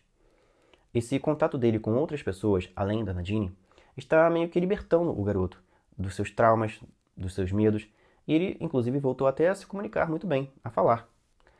Está cada vez melhor também, né? Tocando seu violão. E ele superou uma parte, né? A princípio, certo? Os problemas que ele viveu recentemente, as perdas, o medo e tudo mais. Então, ela não tem mais a opção, né, desse amor pelo Larry, não tem mais também essa dependência do Joey por ela, e agora está sendo sondada, por um lado, pela mãe Abigail e pelo outro, pelo Randall Flagg, que está ali, sabe, tentando encantá-la. E ela, aos poucos, está se deixando ser encantada por ele. E a cena em que o grupo do Larry chega até a fazenda e tem o seu primeiro contato, o seu primeiro encontro com a Abigail, é bem marcante. A Lúcia trata com bastante simpatia, com bastante respeito. A Abigail, claro, acolhe todos eles com muita hospitalidade. E quando chega a vez da Nadine e do Joey terem esse contato com a Abigail, acontece isso, ó. A de olhos escuros e o menino se aproximaram em seguida. A mulher fitou-a com gravidade, quase inexpressiva. O rosto do menino exibia a mais franca surpresa. Estava tudo bem com o garoto. No entanto, havia algo naquela mulher que fez Abigail sentir um frio tumular. Ele está aqui, pensou. Vem na forma desta mulher, pois eis que ele surge em outras formas que não a sua. De lobo, de corvo, de serpente. A Nadine, inclusive, percebe que o olhar da mãe Abigail para ela não é muito amigável, muito convidativo não. Talvez houvesse uma espécie de sexto sentido na mãe Abigail, que a fizesse perceber que a Nadine, o interior dela, na verdade, era meio ambíguo, de que ela estava ali, mas que lá no seu íntimo queria estar ao lado do Randall Flagg. Inclusive, o diálogo delas não é nem um pouquinho amigável, tá? A Nadine diz, olá, sou Nadine Cross. E a velha retruca, sei quem você é. Sabe? Perguntou Nadine suavemente. De súbito, parecia que Joey era sua única proteção. Ela passou o menino lentamente para sua frente, como um refém. Os estranhos olhos cor de mar de Joey ergueram-se para a mãe Abigail. Este é Joey, apresentou Nadine. Também sabe quem é ele? Os olhos de mãe Abigail permaneceram fixados nos da mulher que se apresentara como Nadine Cross. Porém, uma fina camada de transpiração brotara em sua nuca. Não acho que Joey seja o nome dele. Assim como o meu não é Cassandra, replicou ela. E não creio que você seja a mãe dele. Qual é o seu nome, filho? Perguntou a mãe Abigail ao menino. Ele não vai lhe dizer, interveio Nadine. Não pode dizer. Não creio que ele nem... Reticências. Joey projetou a voz, e isso pareceu ter rompido o bloqueio. Léo! Exclamou, com súbita força e grandeza. Léo Rockway. Este sou eu. Sou Léo. Temos aqui então essa grata surpresa. O Léo / Joey se lembrando do seu nome, de quem ele realmente é. E a partir daqui ele vai mudar pra caramba. Ele vai meio que deixar essa casca meio selvagem que ele assumiu e que ele estava usando até aqui e que foi aos poucos sendo quebrada pela convivência dele com o Larry e com a Lucy. E vai ser um outro garoto. Um garoto livre, um garoto feliz. E as desavenças, sabe, aquela questão assim de meu santo não bateu com a daquela pessoa, permanece aqui entre a Abigail e a Nadine. A Nadine, por medo de a Abigail perceber suas intenções mais intrínsecas, e a Abigail já percebendo isso, certo? De que a Nadine não é flor que se cheire. Vamos avançando porque tem muito livro pela frente. O que acontece, gente? Esse grupo, depois que todo mundo se reúne, eles vão então para Boulder. É a nova cidade, o novo lar que eles vão ficar. Porque é um grupo muito grande. Não caberia todo mundo na fazenda da mãe Abigail.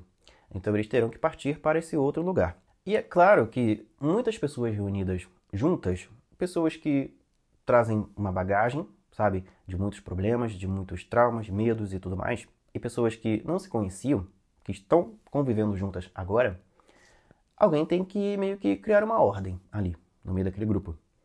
Então é estabelecido uma espécie de comitê.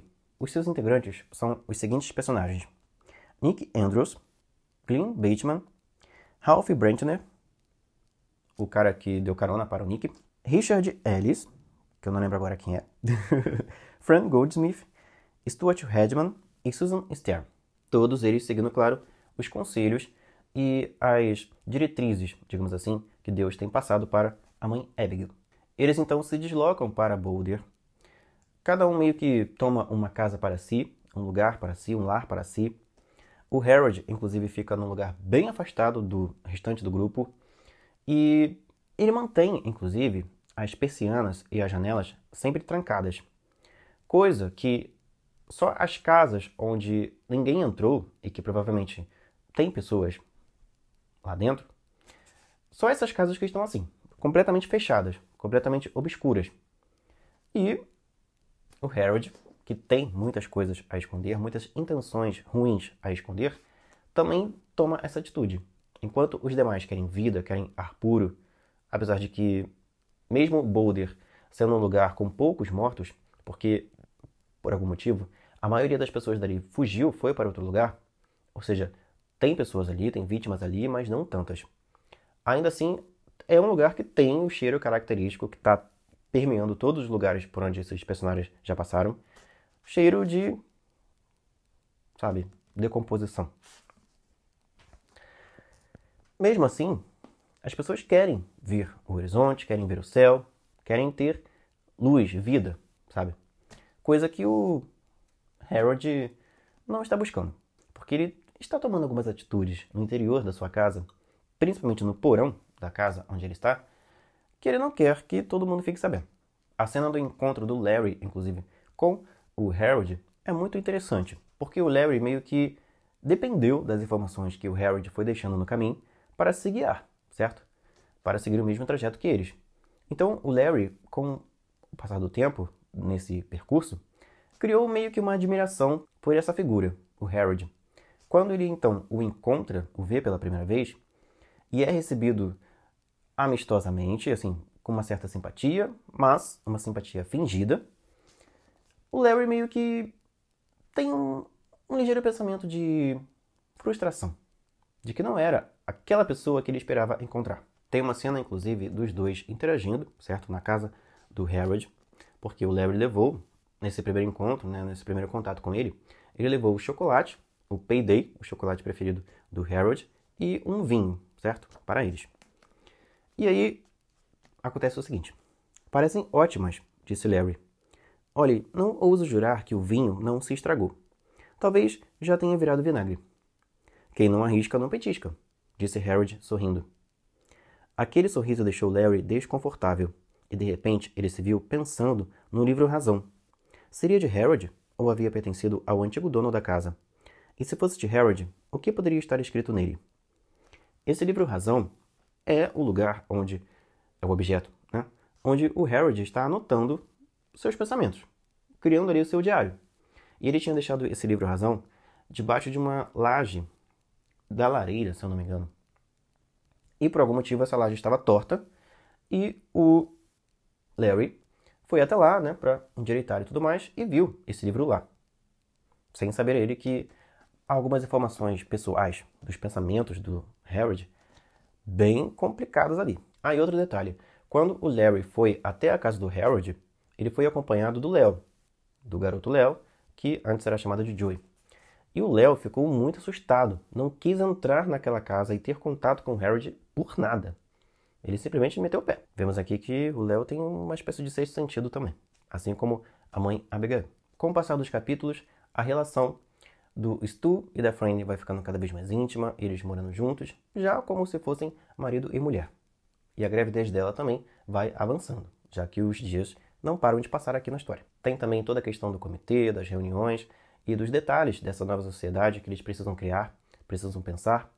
Tem vários tipos de preocupações que eles precisam colocar na mesa aqui.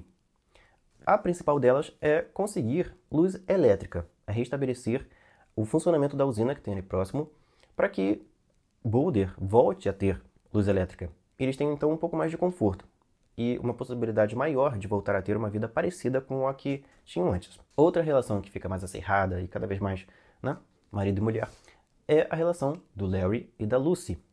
E chega um momento aqui na história que a Nadine meio que se desespera, que ela pensa assim, ou é tudo ou é nada. E ela se declara, ela se joga literalmente diante do Larry, pedindo que ele faça amor com ela, que ele lhe dê amor, carinho, atenção. Coisa que ela está ansiosa por ter. Mas o Larry a rejeita, porque ele está apaixonado e será fiel a Lucy. Temos aqui então um amadurecimento do Larry, né? Porque ele sempre foi aquele tipo de gente que não se apega a ninguém, que não dá muito valor às pessoas. E agora ele está, sim, dando muito valor ao amor e à companhia da Lucy. Temos também toda a questão da mãe Abigail guiando, aconselhando essas pessoas. Todos eles têm uma admiração muito grande por ela. Alguns não demonstram assim muito apego pela fé dela. Não acreditam muito que ela, por exemplo, é realmente uma mensageira de Deus. Mas seguem a sabedoria dela e seguem essa união que ela representa ali, né, daquele grupo. Outra coisa que acontece aqui é que o comitê, os membros do comitê, eles se tornam pessoas responsáveis e respeitáveis ali no grupo. E, embora não faça parte do grupo, o Harold também tem, de certo modo, um respeito das pessoas ali.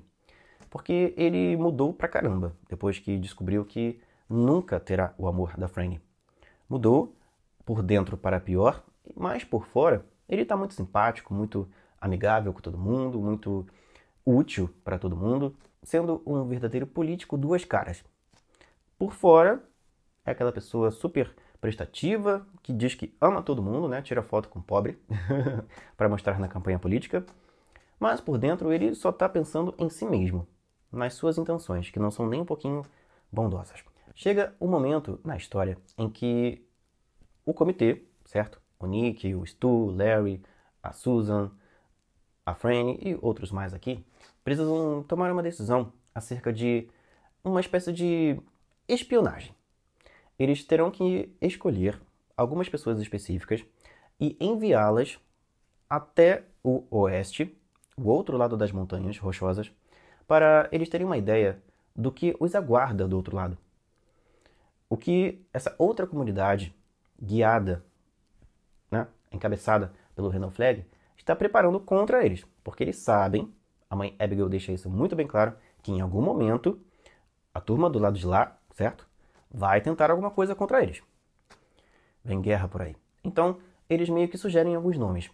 O Nick sugere o nome do Tom Cullen, aquele camarada que é bacana, mas que tem uns probleminhas na cabeça, para que ele seja um desses espiões, para que ele vá meio que com uma ideia infiltrada na sua mente, através de hipnose, conte toda uma história de que foi expulso porque era doido, etc, etc, para que ele seja acolhido pelo Randall Flagg e pelo grupo de lá, consiga informações privilegiadas e volte para trazer essas informações.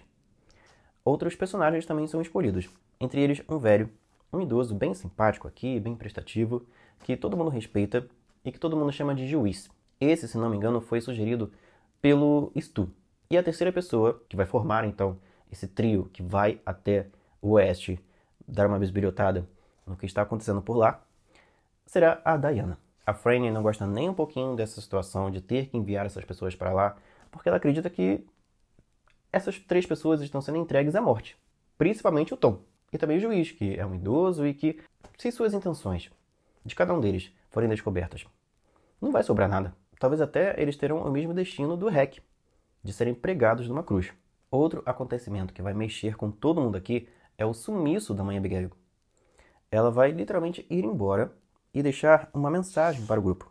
No verso do seu bilhete, Abigail rabiscara 2 referências bíblicas. Provérbios 11, do 1 ao 3, e Provérbios 21, do versículo 28 ao 31. O juiz Ferris havia procurado as referências com a cuidadosa diligência de um advogado elaborando uma petição. E ao início do debate, levantou-se e os leu em sua voz rachada e apocalíptica de velho. Os versículos do 11º capítulo de Provérbios diziam: Balança enganosa é abominação para o Senhor, mas o peso justo é o seu prazer.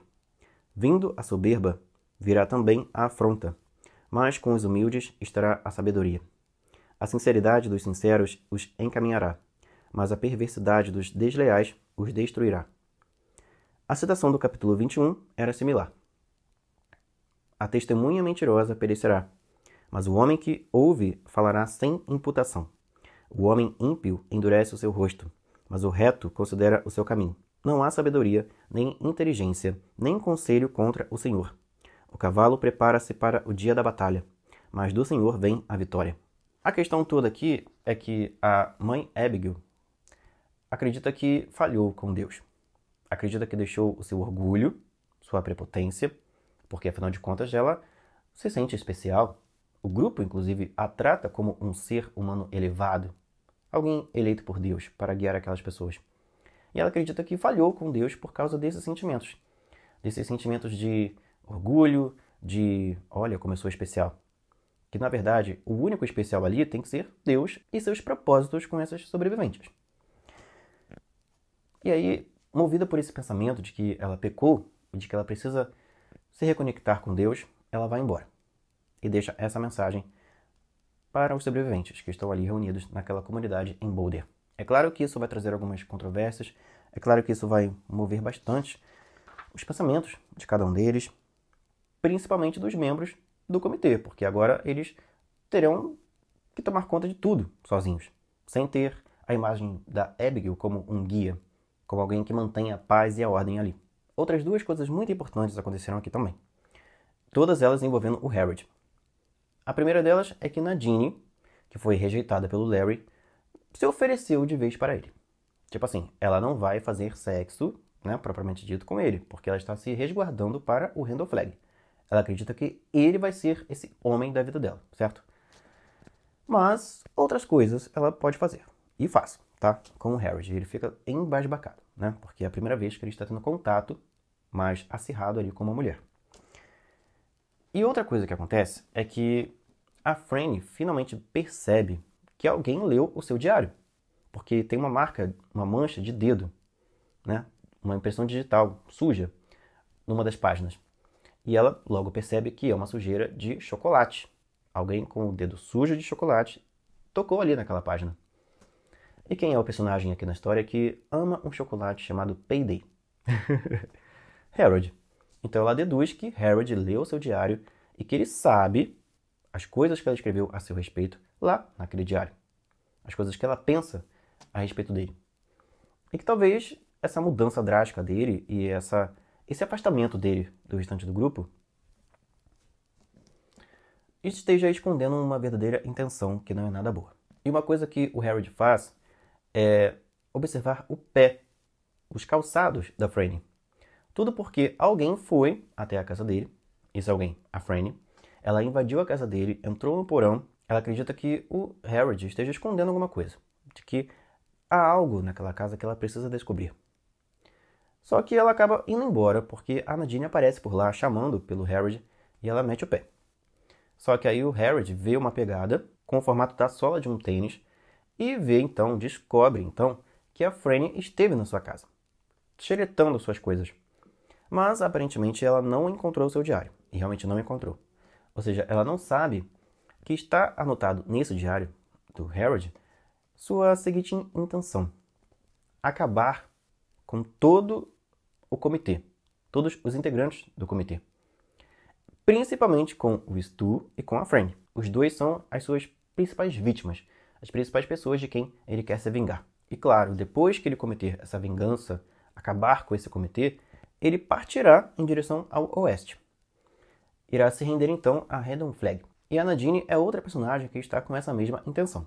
Os dois então partirão juntos. Chega um momento da história que o Harold começa então a construir uma bomba caseira. E a Nadine consegue colocar essa bomba, infiltrar essa bomba na casa do Ralph, que é o local onde vai acontecer uma importante reunião do comitê. Mas antes dessa reunião bombástica, teremos a partida do juiz, da Diana e do Tom para essa missão que os três receberam, de serem espiões, de avistarem, trazerem informações sobre o que está acontecendo no Oeste. E tem uma cena do Tom aqui, que eu marquei aqui para ler para vocês, que é bem tensa. Olha só. Nessa cena aqui, acho que o Stu estava fazendo uma espécie de hipnose no Tom para que fosse colocada na cabeça dele, nas memórias dele, essa missão. E a história que ele teria que contar, a versão falsa que ele teria que contar para o povinho do lado de lá, sobre por que ele foi, por que ele abandonou o grupo da Abigail e foi para lá, certo? Se juntar a eles.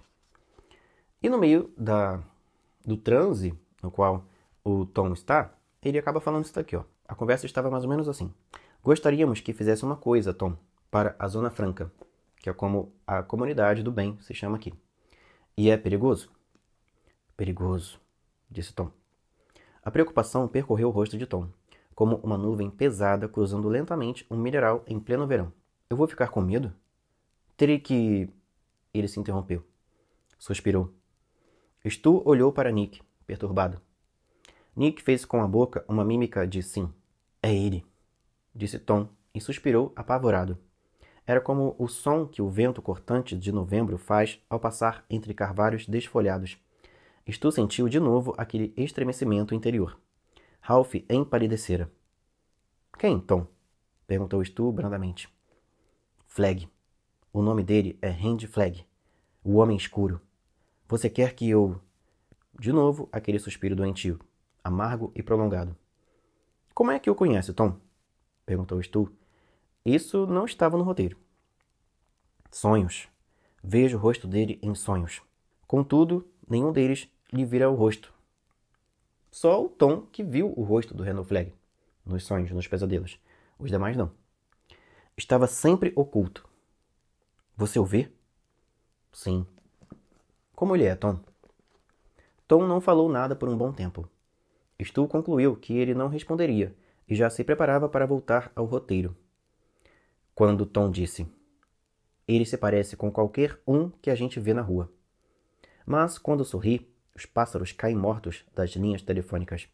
Quando olha para a gente, de certa maneira, a nossa próstata dói e nossa urina queima. A relva fica amarela e morre. Quando ele cospe. Ele está sempre fora. Veio do tempo. Não sabe quem é. Tem o nome de 1000 demônios. Jesus o jogou em meio a uma vara de porcos certa vez. Seu nome é Legião. Ele tem medo de nós. Estamos dentro. Conhece magia. Pode chamar os lobos e viver nos corvos.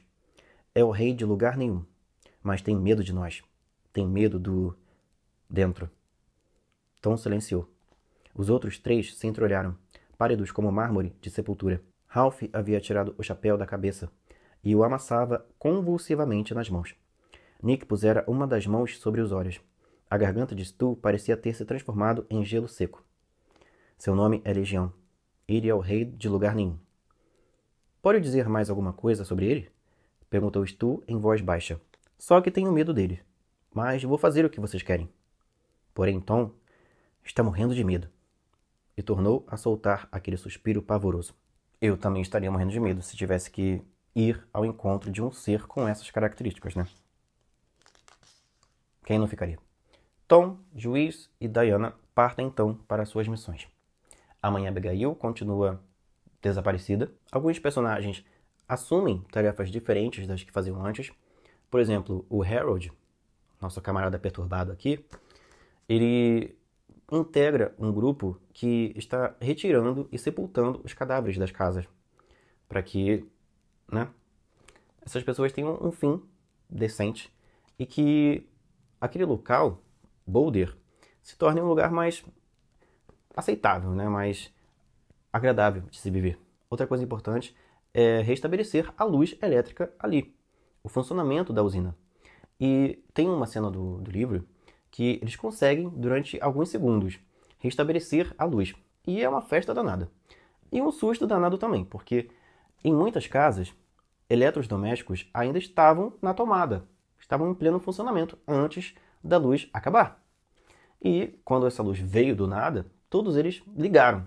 E em algumas casas houveram até princípios de incêndio por causa de curto-circuito, coisas assim. Outras cenas bem cabulosas vão acontecer aqui. Uma cena entre a Nadine e o Léo, por exemplo, dele percebendo que ela tem más intenções, de que ela não tem um coração nem um pouco puro. E nessa cena, inclusive, o Léo meio que voltou a ser o Joey. É como se houvesse duas personas dentro dele. E ele não estava nem um pouquinho amigável no seu olhar, na sua encarada para a Nadine. A relação dela com o Harold também não é lá essas coisas, não. O Harold já deu uma patada nela, já deixou bem claro para ela que ela não o domina, sabe? Que ela não está por cima da carne seca, que ele sabe muito bem quem ele é e qual objetivo ele tem. Ele terminou a sua bomba, né? Sua bomba caseira. Ela que levou a bomba até a casa do Ralph, onde aconteceria a reunião do comitê. Por um momento ela até hesitou, mas acabou colocando lá, porque ela tinha esse princípio de que seria muito errado. O maior crime que a humanidade poderia cometer, depois de sobreviver à supergripe, né? Quem conseguiu sobreviver, seria matar um semelhante, né? Causar a morte de alguém. E é o que ela vai fazer ali. Os 7 integrantes do comitê estarão reunidos naquela casa. E quando o Harold disser algo no seu walkie-talkie, e ele usou o outro walkie-talkie para servir como uma espécie de bomba-relógio, nessa bomba, né, improvisada que ele fez, quando ele dissesse algo, o outro walkie-talkie emitiria uma descarga elétrica, né, por causa da geração de som, de energia nesse aparelho, da bateria dele, e a bomba seria ativada. A casa do Ralph, com todos os integrantes do comitê dentro, iria pelos ares. Todos morreriam. Seria uma espécie de oferenda e uma despedida triunfal dos dois antes de irem até o encontro de Randall Flagg. A Nadine até hesitou, mas o Randall Flagg se revelou para ela, disse que ela é alguém especial para ele, que ele está à sua espera e que ela deve cumprir aquela missão. Ele, inclusive, dá até algumas diretrizes de quando e como eles devem fazer aquilo e onde eles devem ficar enquanto a bomba estiver explodindo lá, certo? Na reunião do comitê. E essa bomba explode. E foi, até aqui, nessa leitura do livro, uma das partes mais, assim, angustiantes para mim. Vou achar aqui certinho a parte em que essa cena acontece. E antes dessa cena da bomba acontecer, o Stu havia sido meio que promovido a xerife, porque numa das reuniões ficou estabelecido que eles precisavam criar ordem, criar lei ali, naquele lugar, porque já estavam acontecendo alguns crimes, violência e etc. Então eles precisavam estabelecer ordem, lei, ter a Constituição americana, que sempre existiu, como a Constituição que eles adotariam e fazer a lei ser cumprida, certo? Se precisasse prender alguém, alguém seria preso. Se precisasse punir alguém, julgar alguém, alguém teria que ser julgado e punido. E no meio dessa situação foi descoberta a intenção nefasta de Harold com aquele grupo. Não a questão da bomba, mas a vontade dele de um dia tirar a vida deles. E ele, inclusive, numa outra cena aqui do livro, ele quase fez isso. Ele esteve sozinho durante as buscas pela mãe Abigail, esteve sozinho com o Stu, com o Ralph, com o Glenn, e quase consumiu o seu querer, né? Sua vontade de incluir mais alguns cadáveres a toda essa contagem tenebrosa que já aconteceu aqui em A Dança da Morte. Mas ele hesitou, não cumpriu sua tarefa ali no ato, porque, né, a distância seria mais seguro para ele. E agora ele vai colocá-la em prática. E o momento em que ele ativa a bomba foi um momento em que o Nick, por uma espécie de visão, né, um sexto sentido também aqui, aflorando nele, ele vai até o lugar, o closet, onde a bomba foi colocada, foi escondida por Nagini. Nagini é de Harry Potter. Nadine. Ele encontra essa bomba. Ele pega essa bomba que estava dentro de uma caixa de sapato. Só que o momento em que ele encontra esse artefato, é o exato momento em que a bomba explode. E antes de tudo isso acontecer, dessa cena angustiante acontecer, a Franny já havia tido também uma espécie de premonição e havia gritado para que todo mundo saísse dali, de dentro da casa. Só que não foi o seu grito que fez as pessoas saírem dali. Meio que alertou o povo, né? Peraí, o que está acontecendo? Por que você está dizendo isso? Que é perigoso ficar aqui, que a gente tem que ir embora daqui. Não foi o grito dela. O que meio que tirou a maioria das pessoas de lá foram os barulhos de motos. Várias motos apareceram ali e pessoas que eram dali mesmo, da Zona Franca, dizendo que a mãe Abigail foi encontrada. Então, eles saíram de lá, assim, por uma questão de segundos, de dentro da casa, por causa do retorno da mãe Abigail. Mas, infelizmente, o Nick ainda estava dentro da casa e outros personagens, entre eles a Franny, estavam muito próximos da casa quando a explosão acontece. Nick, infelizmente, pro completo desgosto do camarada que vos fala, porque era um dos meus personagens preferidos do livro, o Nick falece. Afinal de contas, ele é o primeiro a receber o impacto da bomba, então não tinha como ele sobreviver. Não sei se vai acontecer algum milagre aqui na terceira parte do livro, mas até a página 1001, que é onde eu parei, antes de fazer esse vídeo, o Nick morreu, né? Em pedacinhos. A Franny foi arremessada na calçada já, e quase perdeu o bebê, mas ficou ali, né, com uma dor muito grande nas costas. Se você quiser reviver essa cena tensa e completamente agoniante da explosão, a cena começa na página 962, tá? É a cena em que o Nick, né? Por que você fez isso comigo, Stephen King? Outros dois personagens morreram. A Susan é um deles. Tem mais um, mas eu não me recordo agora quem é. Mas o que importa é que aconteceu essa tragédia que, assim, abalou completamente todo mundo ali, principalmente a Franny e o Stu. Superada essa cena da morte do Nick, vem a cena então da mãe Abigail dizendo para eles que não há outra solução, que eles, os sobreviventes, Larry, Stu, eu esqueci agora os demais, mas eu vou colocar aqui embaixo, tá? Eles, os quatro, são quatro, isso eu sei. Eles terão, meu tablet está quase descarregando, eles terão que ir até o oeste e confrontar o Randall Flagg, pessoalmente. É a vontade de Deus.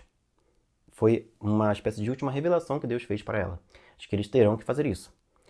Não adianta eles ficarem ali, né, esperando que algo aconteça, que eles um dia vão conseguir algo para enfrentá-lo. Em algum momento, se eles não fizerem nada, se não fizerem essa direção, se não seguirem essa direção que Deus está dando, através da mãe Abigail, e que vai ser as suas últimas palavras, já que ela vai morrer pouco tempo depois. Calma, tablet, aguenta. É através dele que eu estou captando o som. Se eles não forem até lá, se encontrar pessoalmente com os que estão lá no oeste e com o Randall Flagg, eles não terão nenhuma chance. Pode ser uma missão suicida, como diz a Franny, que fica completamente contra essa ideia de eles irem até lá. Pode ser. Mas é a direção que Deus está dando, segundo a mãe Abigail. Então, se eles forem, eles não têm garantia nenhuma do que vai acontecer, mas podem ter alguma salvação contra o Randall Flagg. Eles terão que ter fé, terão que ter coragem, terão que seguir as ordens de Deus. Agora, o que vai acontecer depois disso, depois dessa partida, que é como o livro 2 termina, não sabemos. Saberemos apenas com a leitura da parte 3. E eu vou encerrando esse vídeo gigantesco aqui, porque até o meu tablet não está aguentando mais. Eu capto o som do microfone através dele e a bateria já está chegando no finzinho. Vou então encerrar esse vídeo por aqui. Foi muito emocionante. Assim, uma sucessão de situações, de coisas aqui nessa parte 2 do livro, nessas mais de 500 páginas. E estou agora ansioso pelo final de A Dança da Morte, dessas 200 e poucas páginas que faltam para o livro terminar. Vamos ver, né? O que me aguarda. Nosso resumão da parte 2 de A Dança da Morte vai ficando por aqui. Tá gravando ainda. Eu espero vocês no próximo vídeo, na parte 3 e parte final. Vamos ver então as emoções que nos aguardam. Um forte abraço, muito obrigado a você que viu esse vídeo até aqui e até o próximo. Tchau!